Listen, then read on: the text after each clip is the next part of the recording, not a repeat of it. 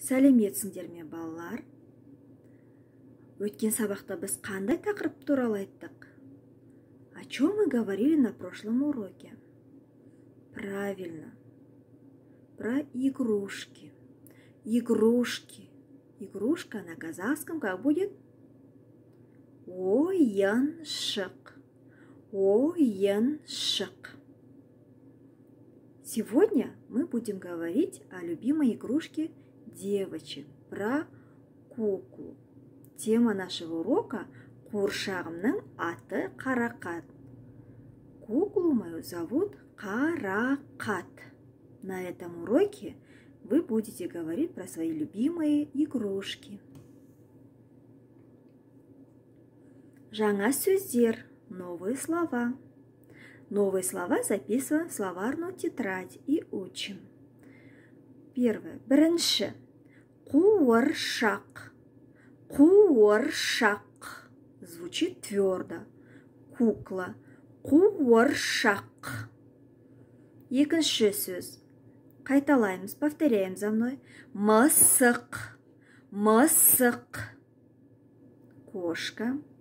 Қоян. Қоян. Заяц. Арыстан. Арыстан. Это у нас лев.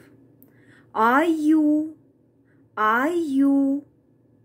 Мишка. Күшік. Күшік. Күшік. Это у нас слово мягкое. Күшік. Щенок. Мәшине.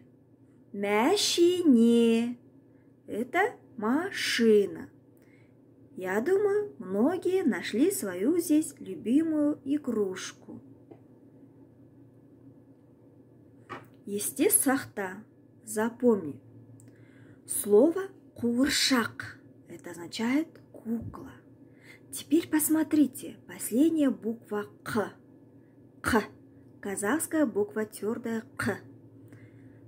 Если моя кукла красивая, например, менің қуыршағым, моя кукла, менің қуыршағым.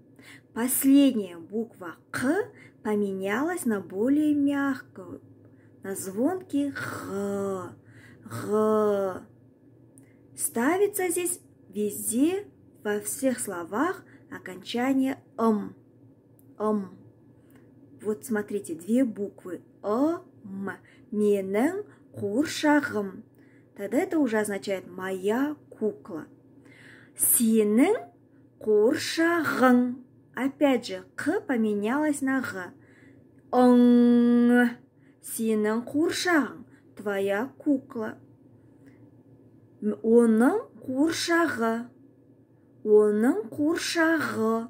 Посмотрите, одна буква «э». Это означает его или ее кукла. Қуыршағымның аты. Мы только что говорили. Куклу зовут Қарақат. У нас такая тема. Вот смотрите. Қуыршағымның аты. После «г» стоит окончание. Две буквы это Значит, мы понимаем, что это первое лицо. Қуыршағымның аты. Мою куклу зовут. Значит, мою куклу. А если здесь было бы қуыршағыңның аты, твою куклу зовут. Менің қояным. А здесь, посмотрите, қоян. Мы знаем, что это заяц. Қоян заканчивается на букву «н». «Н» әрпіне аяқталады. А здесь «н» ни на какую букву не меняется. Просто ставится «м». Менің қояным. Мой заяц. Сенің қояның. Твой заяц. Оның қояны. Его или ее заяц. Тыңда, қайтала оқы. Слушай, повтори, прочитай. Надеюсь, сейчас вы будете повторять за мной и потом прочитаете текст. выразительно, без ошибок, не спеша. Менің атым Анель. Меня зовут Анель. Менің досым бар. У меня есть друг. Оның аты Анна. Ее зовут Анна. Менің ойыншығым көп. Көп, много. У меня много игрушек. У меня, посмотрите, менің ойыншығым.